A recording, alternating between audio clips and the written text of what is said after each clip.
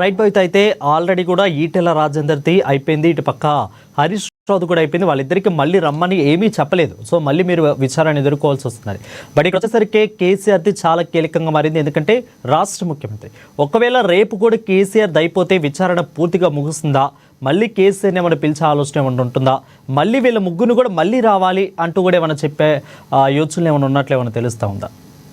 వీళ్ళిద్దరు విచారణ పూర్తయింది. వీళ్ళిద్దరు విచారణకు సంబంధించిన పూర్తి వివరాలను ఇప్పటికే కేసీఆర్ కూడా సేకరించారు. ఎందుకంటే నిన్న విచారణ పూర్తి చేసుకున్నటువంటి హరీష్ రావు దాదాపుగా 2 గంటల ప్రాంతంలో బీఆర్కే భవన్ నుంచి స్టార్ట్ అయ్యి నేరుగా హరీష్ రావు కేసీఆర్ ఫామ్ హౌస్కి వెళ్ళారు. అయితే దాదాపు అక్కడ 4 గంటల ప్రాంతంలో రీచ్ అయినటువంటి హరీష్ రావు నైట్ 8 గంటల వరకు కూడా వాళ్ళ యొక్క చర్చలు కొనసాగాయి. అసలు పూర్తి స్థాయిలో కమిషన్ ఏమడిగింది, మీరు ఎలా సమాధానం ఇచ్చారు, ప్రాజెక్టు ప్రారంభం నుంచి కూడా పూర్తి అయ్యేంత వరకు కావచ్చు, డ్యామేజ్ అవ్వడానికి గల కారణాలకు సంబంధించి కావచ్చు, ఎలాంటి ప్రశ్నలను వేసింది, ఎలాంటి సమాధానం ఇచ్చే అంశాలపైన పూర్తి స్థాయిలో ఇప్పటికే వివరణ తీసుకున్నారు. ఇప్పుడు కొద్దిసేపటి క్రితమే కూడా మరొకసారి హరీష్ రావు కేసీఆర్తో భేటీ అయ్యారు. రేపు విచారణకు సంబంధించి మరొకసారి వీళ్ళిద్దరు కూడా చర్చించే అవకాశం ఉన్న నేపథ్యంలోనే ఈరోజు కూడా మరొకసారి హరీష్ రావు కేసీఆర్ని భేటీ అయ్యారు. అయితే రేపు కేసీఆర్ ఎలాంటి సమాధానాలు ఇస్తారో ఇప్పటివరకు అంతా కూడా ఒకరిపైన ఒకరు నెట్టేసుకుంటూ వచ్చినటువంటి సందర్భం ఉంది. కానీ కేసీఆర్ మాత్రం ఎట్టి పరిస్థితులు నెట్టేసే సందర్భం లేదు. ఖచ్చితంగా వాళ్ళే కీలకమైనటువంటి వ్యక్తి. కమిషన్ ఎలాంటి క్వశ్చన్స్ కేసీఆర్ని అడుగుతుంది, కేసీఆర్ ఎలాంటి సమాధానం ఇస్తారనే ఉత్కంఠ అయితే కొనసాగుతుంది. అయితే దీనికి సంబంధించి రేపు విచారణకు హాజరయ్యే నేపథ్యంలో ఇప్పటికే క్యాడర్కి అంతా కూడా పార్టీ పిలుపునిచ్చిన నేపథ్యం కనబడుతుంది. రేపు కేసీఆర్ నోటీసులకు హాజరవుతున్న నేపథ్యంలో పూర్తి స్థాయిలో ఒక పెద్ద కాన్వాయ్తో పాటు పార్టీ బలం అక్కడ చూపించాలి అనే అంశానికి సంబంధించి ఇప్పటికే పూర్తి స్థాయిలో క్యాడర్కి పార్టీ కేంద్ర కార్యాలయం నుంచి పిలుపు కూడా వచ్చింది. అయితే ఇప్పటి వరకు ఇటు ఈటెల రాజేందర్ కావచ్చు, హరీష్ రావు కావచ్చు, అధికారులు కావచ్చు పూర్తి స్థాయిలో వివరణ ఇచ్చినప్పటికీ ఇది అన్నిటితో కమిషన్ సంతృప్తి చెందిందా లేదా అని మాత్రం ఒక సస్పెన్స్ అయితే కొనసాగుతుంది. ఇప్పటివరకు అయితే వాళ్ళిద్దరికి మీరు అన్నట్లు ఆల్రెడీ కూడా కవిత ఇంతకు ముందు చెప్పారు, కేటీఆర్కి ఇస్తే గానీ లేదంటే కొంతమంది నేతలకి బీఆర్ఎస్ పార్టీలో నోటీసులు ఇస్తే ధర్నాలు చేస్తారు కానీ కేసీఆర్కి ఇస్తే ధర్నాలు చేయరా అన్నట్లు కూడా మాట్లాడారు కవిత. సో రేపు కేసీఆర్ నోటీసులు ఎదుర్కొని రేపు విచారణకి వెళ్తున్నారు. మరి ఎలా ఉండబోతుంది ఇటు కవిత జాగృతి అదేవిధంగా బీఆర్ఎస్ పార్టీ తరపు నుంచి కూడా ఏమన్నా మీరు అన్నట్లుగా క్యాన్వాయ్లు ధర్నాలు ఏమైనా ఉండే అవకాశాలు ఏమైనా కనిపిస్తున్నాయా? ఏదైతే ఉదయం 11 గంటల ప్రాంతంలో బీఆర్కే భవన్కి కేసీఆర్ చేరుకునే విధంగా ప్లాన్ చేసుకున్నారు. కరెక్ట్గా 11:30 గంటల ప్రాంతంలో విచారణ ముందు కమిషన్ ముందు హాజరవుతారు. అయితే దీనికి సంబంధించి ఎర్రవల్లి ఫామ్ హౌస్ నుంచి బయలుదేరేపటి నుంచే పూర్తి స్థాయిలో అక్కడ ఉన్నటువంటి నేతలకు కూడా అంటే భారీ కాన్వాయ్ ద్వారా తెలంగాణ భవన్ చేరుకొనున్నారు. తెలంగాణ భవన్ దగ్గర పూర్తి స్థాయిలో ఒకసారి పార్టీ నేతలతో కేసీఆర్ కూడా అంటే మాట్లాడే అవకాశం ఉన్న నేపథ్యం కనబడుతుంది. అంతేకాకుండా ఇటు హైదరాబాద్ కావచ్చు, రంగారెడ్డి జిల్లాలకు సంబంధించినటువంటి ఎమ్మెల్యేలు కావచ్చు, ఎమ్మెల్సీలు కావచ్చు, పూర్తి స్థాయి కేడర్ అంతా కూడా రేపు కాన్వాయ్తో సిద్ధం కావాలని చెప్పేసి ఇప్పటికే పార్టీ పిలుపునిచ్చింది. దీనికి సంబంధించి జాగృతి కూడా పెద్ద ఎత్తున అక్కడ కొంత నిరసన చేయడంతో పాటు ఇతరత్ర కార్యక్రమాలు కూడా ఇప్పటికే చేయాలి అని చెప్పేసి కూడా వాళ్ళు ఇప్పటికే ప్రిపేర్ అయినట్టుగా తెలుస్తుంది. అయితే రేపు విచారణ నేపథ్యంలో ఒకవేళ కేసీఆర్ వివరణతోని కమిషన్ సాటిస్ఫాక్షన్ అవుతుందా లేదా అన్నది మాత్రం ఒక ఉత్కంఠ నెలకొంది. ఎందుకంటే ఇన్ని రోజులు అధికారులు మాత్రం ప్రభుత్వం పైన ఉన్నటువంటి పెద్దలు చెప్పినట్టుగానే మేము చేసామని చెప్పేసి వాళ్ళు చెప్తూ వచ్చారు. కానీ ఇప్పటి వరకు జరిగినటువంటి ఈ ఇద్దరు కూడా ఈటెల రాజేందర్తో పాటు హరీష్ రావు కూడా అధికారులు అంటే టెక్నికల్ టీం పైన నెట్టేసే ప్రయత్నం చేశారు. కానీ రేపు కేసీఆర్ది కీలకం కాబోతుంది. కేసీఆర్ ఎలాంటి సమాధానం ఇవ్వబోతారో, ఒకవేళ కేసీఆర్ ఇచ్చిన తర్వాత ఇంకా చాలా గడువు ఉంది.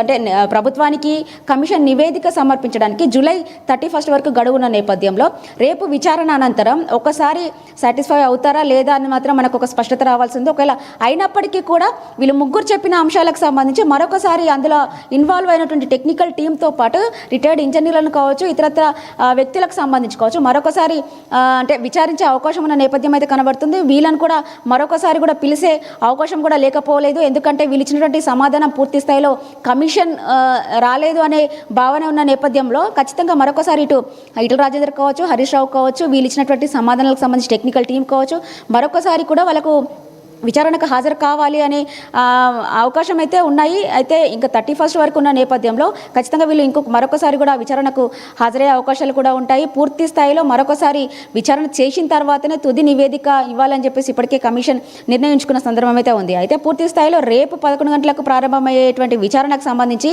నిన్ననే కొంచెం హరీష్ రావుతో అంటే కాన్వాయ్ కూడా వచ్చింది. బీఆర్కే భవన్ దగ్గర కొంత కార్యకర్తలు కూడా కొంత సందడి చేసిన సందర్భం అయితే ఉంది. అంటే కొంత ఆందోళన చేయడం కావచ్చు, నినాదాలు చేయడం కావచ్చు, కొంత ఇబ్బంది పెట్టే ప్రయత్నం చేశారు. అయితే రేపు వచ్చేది కేసీఆర్ తెలంగాణ జాతిపిత అని చెప్పుకుంటుంటారు, తెలంగాణ సాధించినటువంటి వ్యక్తికి నోటీసులు ఇచ్చారని చెప్పేసి ఇప్పటికే పెద్ద ఎత్తున కవిత కొంత ఆరోపణలు చేస్తున్న సందర్భం అయితే ఉంది. అయితే రేపు విచారణకు హాజరయ్యే సందర్భంలో ఇటు జాగృతి నేతలతో పాటు బీఆర్ఎస్ పార్టీ కేడర్ కూడా పూర్తి స్థాయిలో బీఆర్కే భవన్ని చుట్టుముట్టే అవకాశం అయితే ఉన్న నేపథ్యం అయితే కనబడుతుంది.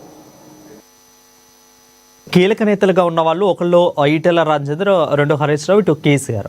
సో ముగ్గురికి నోటీసులు అందరి ముగ్గురు కూడా అటెండ్ అవుతున్నారు. బట్ దీంట్లో లేని వ్యక్తిగా నన్ను లాగుతున్నారు అంటూ కూడా తప్పుడు నా మీద తప్పుడు సమాచారం అందించి తప్పుడు ఆరోపణలు చేస్తున్నారంటూ తుమ్మల ఈ మధ్యలోకి వచ్చారు. సో అంటే ఈటెల రాజేందర్ తుమ్మలను లాగబట్టి తుమ్మల ఈ యొక్క సందర్భంలోకి వచ్చారు. సో వీళ్ళ ముగ్గురు విచారణ తర్వాత ఇటు తుమ్మల నాగేశ్వరరావు కాంగ్రెస్ పార్టీలో కీలకంగా ఉన్న వ్యక్తి, వ్యవసాయ శాఖ మంత్రిగా ఉన్న వ్యక్తి, ఆయనకు కూడా ఏమన్నా అంటే వీళ్ళ ముగ్గురు విచారణ అయిపోయిన తర్వాత తుమ్మలకు కూడా ఏమన్నా నోటీసులు అనే అవకాశాలు కనిపిస్తున్నాయా? తుమ్మలకు నోటీసులు ఇస్తారా లేదనేది పక్కన పెడితే వీళ్ళు ఇచ్చినటువంటి వివరణ నేపథ్యంలో ఏదైతే అప్పుడు ప్రాజెక్ట్ నిర్మాణానికి సంబంధించి తమిడిహెట్టి నుంచి మేడిగడ్డకు షిఫ్ట్ చేసే అంశానికి సంబంధించి నిర్ణయాలు తీసుకునే అంశంలో ఇప్పటికే పూర్తి స్థాయిలో అటు ప్రాణహిత చేవల్ల అంటే 50% కంప్లీట్ అయిన తర్వాత అది పూర్తి చేయకుండా ప్రాజెక్టు నిర్మిస్తున్నారనే కొంత ఆరోపణలు వచ్చే అవకాశం ఉన్న సంబంధించి ఒక సబ్ కమిటీ వేశారు. అయితే ఆ సబ్ కమిటీలో హరీష్ రావు చైర్మన్గా, తుమ్మల నాగేశ్వరరావుతో పాటు ఈటెల రాజేందర్ సభ్యులుగా ఉన్నారు. అయితే ఆ కమిటీ తీసుకున్న నిర్ణయం మేరకే కమిటీలో చర్చించిన తర్వాత, నిపుణులతో చర్చించిన తర్వాతనే, వాళ్ళు కమిటీలో ఉన్నటువంటి సభ్యులు సంతకం చేసిన తర్వాతనే ఈ ప్రాజెక్టు నిర్మించడానికి మేడిగడ్డ దగ్గర కాలుష్యం సంబంధించి మేడిగడ్డ దగ్గర బ్యారేజ్ నిర్మించడానికి కేబినెట్ అనుమతులు తీసుకున్న తర్వాతనే ప్రాజెక్టు నిర్మించాము అని చెప్పేసి ఇటు ఈటెల రాజేందర్తో పాటు హరీష్ రావు చెప్తున్న సందర్భం కనబడుతుంది. అయితే ఈ నేపథ్యంలోనే తుమ్మల నాగేశ్వరరావు స్పందించాల్సి వచ్చింది. అసలు సబ్ కమిటీ వేసింది దానికోసం కాదు, సబ్ కమిటీ వేసింది వేరే అంశాలకు సంబంధించి, వేరే ప్రాజెక్టులకు సంబంధించి తప్ప కాళేశ్వరంకి సంబంధించి సబ్ కమిటీ వేయలేదు. వాళ్ళు చెప్తుందంతా కూడా అవాస్తవము, వాస్తవాలకు దూరంగా ఉన్నారు. నేనే డైరెక్ట్ కమిషన్ దగ్గరికి వెళ్ళి అప్పుడున్నటువంటి వాస్తవాలను చెప్పే ప్రయత్నం చేస్తా అని చెప్పేసి తుమ్మల నాగేశ్వరరావు మీడియా ముందుకు వచ్చి తనని తాను చెప్పాల్సి వచ్చింది. అయితే ఒకవైపు రేపు కేసీఆర్ హాజరైన తర్వాత వాళ్ళు ఇచ్చేటువంటి వివరణను చూసిన తర్వాత కమిషన్ ఒకసారి మళ్ళీ తుమ్మల నాగేశ్వరరావును పిలుస్తుందా లేదా అనేది మాత్రం అది సెకండరీ. ఎందుకంటే తుమ్మల నాగేశ్వరరావుకి ఎటువంటి నోటీసులు కూడా వెళ్ళలేదు. కానీ కమిషన్ పిలిచినా పిలవకపోయినా తుమ్మల నాగేశ్వరరావు క్లారిటీ ఇచ్చే అవకాశం ఉన్న నేపథ్యం అయితే కనబడుతుంది. ఎందుకంటే నిన్న ఇద్దరు కూడా అట్లనే చెప్పారు. రేపు కేసీఆర్ ఏం చెప్తారో చూసిన తర్వాత తుమ్మల నాగేశ్వరరావు మాత్రం స్పందించే అవకాశం ఉన్న నేపథ్యం అయితే కనబడుతుంది. ఎందుకంటే వీళ్ళు టెక్నికల్ టీం పైన వేసే ప్రయత్నం చేస్తున్నారు. అంతేకాకుండా అప్పుడున్నటువంటి సబ్ కమిటీ నిర్ణయాల మేరకే ప్రాజెక్టు నిర్మాణం జరిగింది. సబ్ కమిటీ తీసుకున్నటువంటి నిర్ణయాల తర్వాతనే క్యాబినెట్ అప్రూవల్ ఇచ్చింది అనే అంశాన్ని వాళ్ళు లేవనెత్తుతున్న సందర్భం అయితే ఉంది. అయితే అప్పుడున్నటువంటి సబ్ కమిటీలో తుమ్మల నాగేశ్వర ఒక మెంబర్గా ఉన్నాడు కాబట్టి అసలు ఆ టైంలో సబ్ కమిటీ వేయనే లేదు. ప్రాజెక్టు ప్రాజెక్టు ప్రారంభించిన తర్వాత సబ్ కమిటీ వేశారు. కాళేశ్వరం ప్రాజెక్టుకి సంబంధించి ఆ సబ్ కమిటీకి ఎలాంటి సంబంధం లేదని చెప్పేసి తుమ్మల నాగేశ్వర్ లేవనెత్తుతున్న సందర్భం ఉంది. రేపు విచారణ అనంతరం తుమ్మల నాగేశ్వర్ మళ్ళీ ఏమైనా స్పందిస్తారా? నిజంగానే తుమ్మల నాగేశ్వరరావు అన్నట్టుగా నేను ఖచ్చితంగా కమిషన్ ముందుకు వెళ్ళాలనుకుంటున్నా, అప్పుడున్నటువంటి వాస్తవాలను చెప్పాలనుకుంటున్నా అంశాన్ని నిజంగానే కమిషన్ ముందుకు వెళ్ళి చెప్తారా చూడాలి. ఒకవేళ వాళ్ళు చెప్పేటువంటి అంశాలకు సంబంధించి వీళ్ళు చెప్పేటువంటి అంశాలు సరిపోల్చుకుంటారా, వీళ్ళిద్దరివి అంటే టెక్నికల్గా కావచ్చు ఇతరత్ర అంశాలకు సంబంధించి సరిపోలుతుందా, ఒకసారి కమిషన్ ఎలా దాన్ని డిసైడ్ చేస్తుందో చూడాలి. మొత్తానికి కాళేశ్వరం కుంగుబాటుకు గురైంది పూర్తి స్థాయిలో, అది అందరికీ కనబడుతున్నటువంటి వాస్తవం. కానీ ఎక్కడ కూడా బీఆర్ఎస్ది ఎలాంటి తప్పు జరగలేదని చెప్పేసి ఒకవైపు బీఆర్ఎస్ చెప్పుకుంటున్న సందర్భం ఉంది. ఒకవైపు టెక్నికల్ టీం వాళ్ళు కావచ్చు, ఇతర అధికారులు కావచ్చు, వాళ్ళందరేమో ప్రభుత్వం పైన నెట్టేసే ప్రయత్నం చేస్తున్నారు. ఎలాంటి నివేదిక ఇస్తుందో మాత్రం ఒక సస్పెన్స్ అయితే కొనసాగుతుంది.